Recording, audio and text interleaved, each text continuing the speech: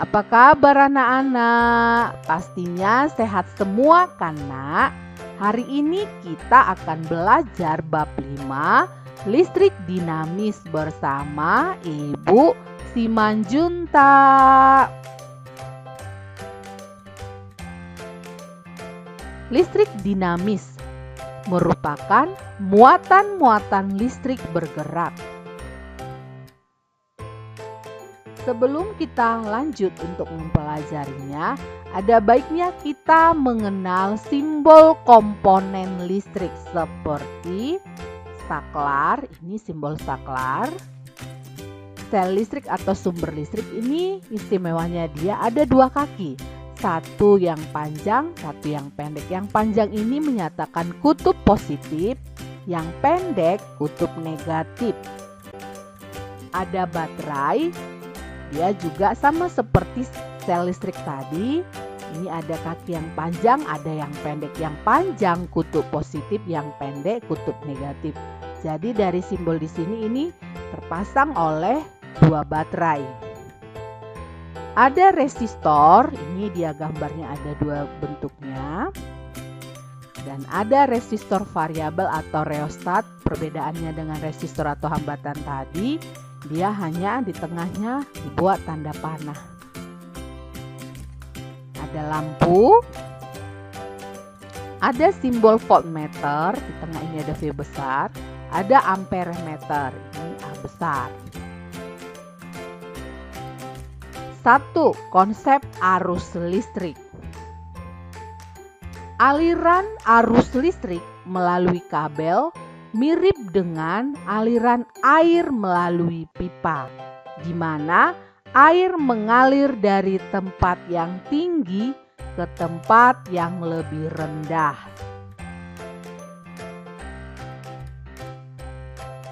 Jadi arus listrik ditetapkan sebagai aliran muatan listrik positif berasal dari tempat yang potensialnya tinggi menuju tempat yang potensialnya lebih rendah. Disebut juga dengan istilah arus konvensional. Dan muatan listrik ini dapat berpindah apabila terjadi beda potensial atau tegangan. Coba perhatikan gambar di sini. Yang pertama ini merupakan gambar aliran arus listrik konvensional. Kita perhatikan rangkaian ini terpasang oleh sel listrik atau sumber listrik dan ini ada gambar lampu. Jadi terhubung.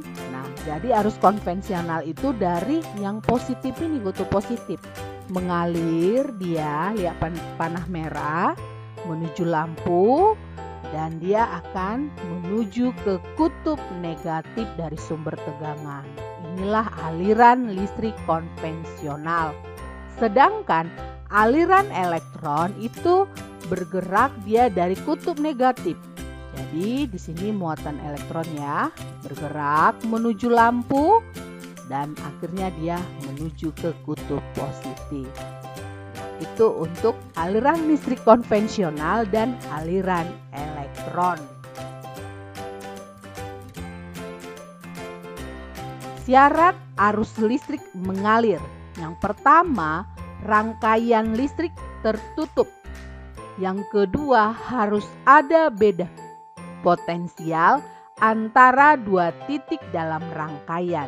Jadi ini merupakan syarat dari arus listrik mengalir. Coba kita perhatikan gambar ini. Nah, kalau ini merupakan gambar rangkaian terbuka. Nah, di sini kalau kita lihat dia sudah ada beda potensialnya. Dia ini ada saklar, tapi saklarnya dalam keadaan terbuka sehingga mengakibatkan arus tidak mengalir di sini, maka lampu tidak menyala. Sedangkan kalau yang gambar ini adalah gambar rangkaian tertutup. Lihat ada sumber tegangan, saklarnya terhubung, maka nanti arus akan mengalir sehingga menyebabkan lampu ini akan menyala.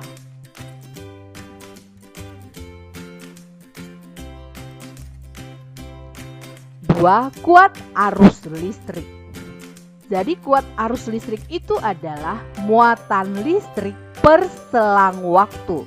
atau dia I sama dengan Q per T atau I sama dengan N kali E per T, di mana Q itu adalah muatan listrik, satuannya coulomb. I adalah arus listrik, satuannya ampere yang dituliskan dengan A besar. T selang waktu, sekon yang dituliskan dengan S kecil. N besar ini adalah jumlah elektron, E elektron. Nah, di sini ada ditulis 1 mA. Membaca ini adalah 1 miliampere sama dengan 10 pangkat minus 3 ampere atau sama dengan 0,001 ampere.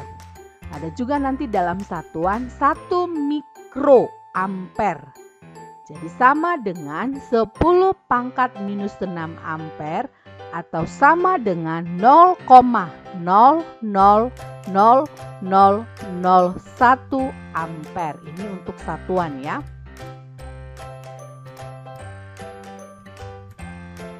Kuat arus listrik ini kita lihat contohnya. Muatan listrik 120 coulomb berpindah melalui kawat penghantar yang menghubungkan kedua kutub sumber tegangan selama 5 menit. Hitung kuat arus listrik. Jadi kita selesaikan terlebih dahulu, kita buat diketahui. Muatan listrik itu kan Q. Kita buat sama dengan 120 coulomb. C itu sama dengan waktu 5 menit. Kita ubah ke sekon, hasilnya 300 sekon. Yang ditanya adalah I, kuat arus listrik. Nah, kita jawab I sama dengan Q per T. Kita masukkan nilainya 120 per 300 sama dengan kita bagi dia hasilnya 0,4 ampere.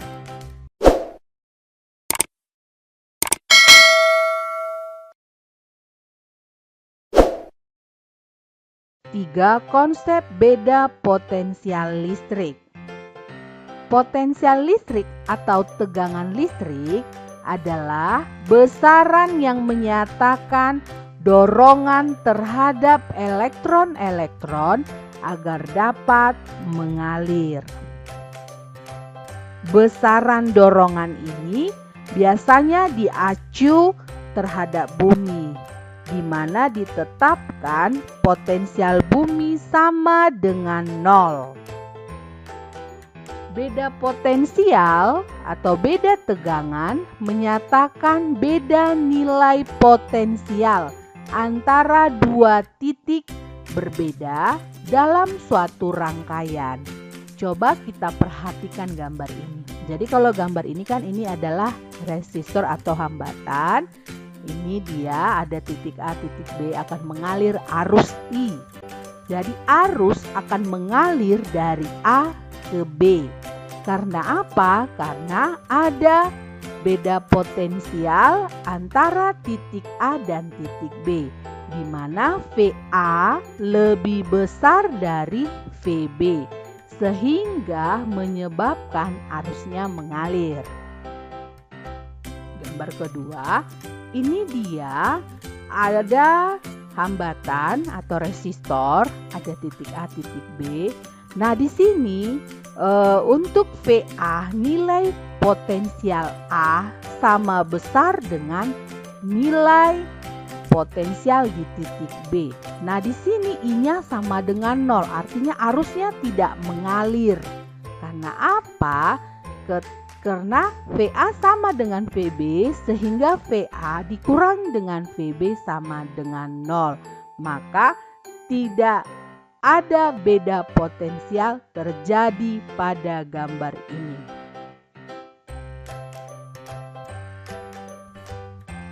Empat, alat ukur arus dan tegangan. Jadi arus listrik itu bisa diukur dengan suatu alat. Tegangan listrik juga demikian, bisa diukur dengan menggunakan alat. Alat ukur listrik itu dinamakan amperemeter. Jadi amperemeter itu adalah alat untuk mengukur kuat arus listrik. Dan cara kita menggunakannya, amperemeter itu kita hubungkan secara seri pada komponen yang akan diukur kuat arusnya. Coba perhatikan gambar ini. Inilah gambar dari amperemeter. Jadi di sini ada ini yang A ya, A ini untuk mengukur arus. Kalau yang simbol V diarahkan nanti panah ini ke V, itu akan mengukur tegangan listrik. Jadi ini amperemeter. Mana dia yang mau kita ukur arusnya? Dia adalah lampu. Jadi lampu ini terhubung dengan baterai. Nah, cara pemasangannya secara seri. Masukkan aja dia ke sini. Kutub positif dari amperemeter hubungkan ke kutub positif baterai. Dan kutub negatif dari amperemeter hubungkan dia ke lampu. Maka di sini nanti akan terbaca dia nilai dari kuat arus listriknya, atau digambarkan dengan simbol rangkaiannya seperti ini. Ini gambar dari sumber arus listrik baterai, kutub positif, kutub negatif. Nah, ini ada lampu ya. Nah, di tengahnya inilah, disinilah kita buat amperemeternya. Nah, ini masukkan kemari, ini kutub positif dari amperemeter, ini kutub negatifnya hubungkan dia ke lampu. Maka arus listriknya akan terbaca. Voltmeter adalah alat untuk mengukur beda potensial listrik atau tegangan listrik. Caranya, kita hubungkan voltmeter itu secara paralel pada komponen yang akan kita ukur beda potensialnya. Perhatikan gambar. Ini tadi gambar dari, ini namanya multimeter. Ada voltmeter untuk mengukur beda tegangan atau beda potensial, dan ada untuk mengukur amperemeter. Kita arahkan panahnya ini ke voltmeter. Yang mau kita ukur beda tegangan listriknya atau beda potensialnya adalah lampu. Nah, lihat lampu ini, dia terhubung dengan baterai. Nah, dia kutub positif baterai menuju kutub positif lampu. Kutub negatif baterai terhubung dengan kutub negatif lampu. Nah, bagaimana mengukurnya? Hubungkan paralel itu maksudnya kutub positif dari voltmeter hubungkan ke kutub positif lampu. Kutub negatif dari voltmeter hubungkan dia ke kutub negatif dari lampu. Nah, kalau dibuat dalam bentuk simbol rangkaiannya, ini baterainya tadi, kutub positif, kutub negatif, dihubungkan ke lampu, kutub positif lampu, baru yang negatif juga dihubungkan ke kutub positif lampu. Nah, inilah voltmeternya. Jadi inilah bentuk dia paralel. Nah, ini kaki positif voltmeter hubungkan ke kutub positifnya dari lampu, dan juga kutub negatif voltmeter hubungkan dia ke lampu. Maka besar tegangan listriknya ini atau beda potensialnya akan diukur, dia terbaca pada voltmeter. Hantaran listrik. Hantaran listrik ini ada dia istilah konduktor, ada isolator, ada semikonduktor. Jadi kalau konduktor itu merupakan benda-benda yang dapat menghantarkan listrik. Contohnya perak, tembaga, aluminium, karbon, dan besi. Sedangkan isolator adalah benda-benda yang tidak dapat menghantarkan listrik. Contohnya karet, plastik, kain wol, kayu, dan udara. Dan yang ketiga, semikonduktor adalah bahan jika berada pada suhu rendah bersifat isolator dan pada suhu tinggi bersifat konduktor. Contohnya silikon, germanium, dan arsen. Coba kita perhatikan tabel hambatan jenis pada suhu 20 derajat Celcius pada satuan ohmmeter. Nah, di sini ada bahan konduktor, ada aluminium. Nilai hambatan jenisnya 2 kali 10 pangkat minus 8. Ada tembaga 1,72 kali 10 pangkat minus 8. Emas 2,44 kali 10 pangkat minus 8. Besi 9,71 kali 10 pangkat minus 8. Konstanta 49 kali 10 pangkat minus 8. Nikrom 100 kali 10 pangkat minus 8. Platina 10,6 kali 10 pangkat minus 8. Perak 1,59 kali 10 pangkat minus 8. Tungsten 5,65 kali 10 pangkat minus 8. Kalau semikonduktor ada karbon nilainya 3,5 kali 10 pangkat minus 5. Germanium atau dia nilainya 5 kali 10 pangkat minus 4. Silikon murni nilainya 6,4 kali 10 pangkat 2. Ada isolator kaca ya 10 kali 10 pangkat 14. Dan kuarsa 7,5 kali 10 pangkat 17. Jadi dari bahan-bahan yang ada ini contohnya untuk konduktor ataupun semikonduktor ataupun isolator, jika semakin kecil nilai hambatan jenis suatu bahan, maka semakin baiklah kemampuan bahan tersebut menghantarkan listrik.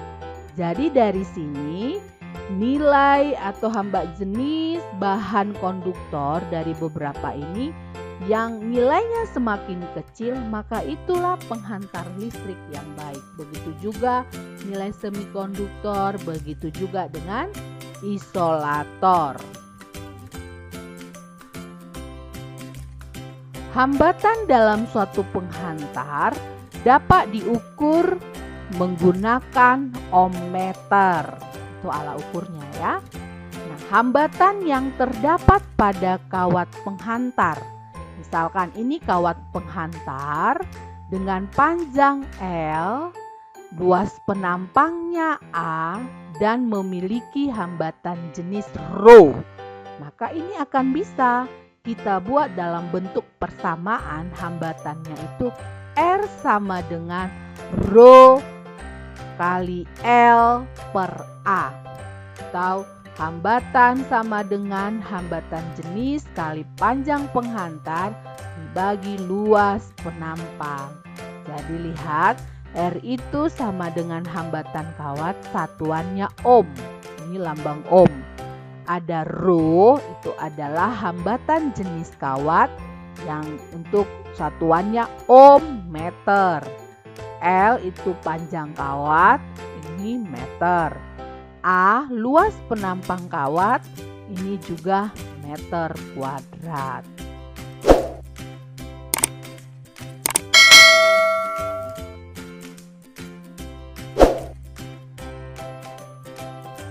Contoh, kawat penghantar dengan panjang 50 meter dan luas penampang 2 cm kuadrat, serta hambatan jenis kawat 4 kali 10 pangkat minus 4 ohm meter. Hitunglah besar hambatan kawat tersebut. Nah, untuk mengerjakan ini terlebih dahulu kita tentukan diketahui dan ditanyanya. Diketahui adalah kawat penghantar panjangnya, berarti L sama dengan 50 meter. A 2 cm kuadrat sama dengan ubah dia ke meter 2 kali 10 pangkat minus 4 meter kuadrat. Hambatan jenis kawat ρ sama dengan 4 kali 10 pangkat minus 4 ohm meter.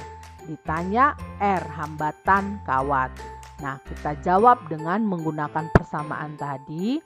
R sama dengan ρ kali L per A. Masukkan nilai-nilainya. 4 kali 10 pangkat minus 4 kali 50 per 2 kali 10 pangkat minus 4. Kita kalikan dan kita bagi, hasil R sama dengan 100 ohm. Hukum ohm. Bunyinya, jika arus listrik melalui suatu penghantar pada suhu tetap, kuat arusnya berbanding lurus dengan beda potensial yang terdapat pada kedua ujung penghantar tersebut.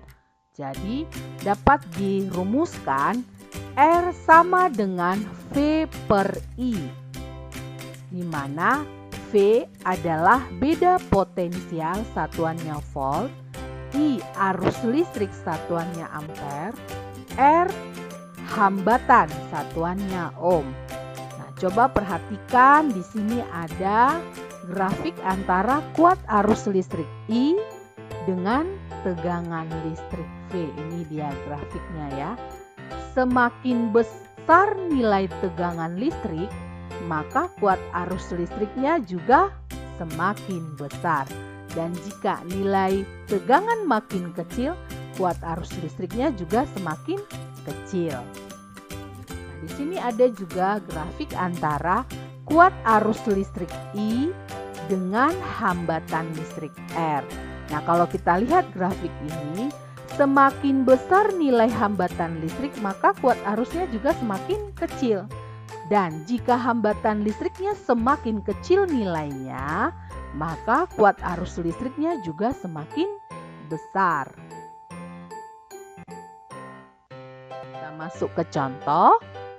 Arus listrik 2 ampere mengalir melalui seutas kawat penghantar ketika beda potensial 12 volt diberikan pada ujung-ujungnya. Tentukan hambatan listrik kawat tersebut. Nah, kita tentukan diketahui arus listrik I 2 ampere, beda potensial V sama dengan 12 volt. Ditanya hambatan listrik R, kita jawab R sama dengan V per I. R sama dengan, masukkan nilainya 12 per 2.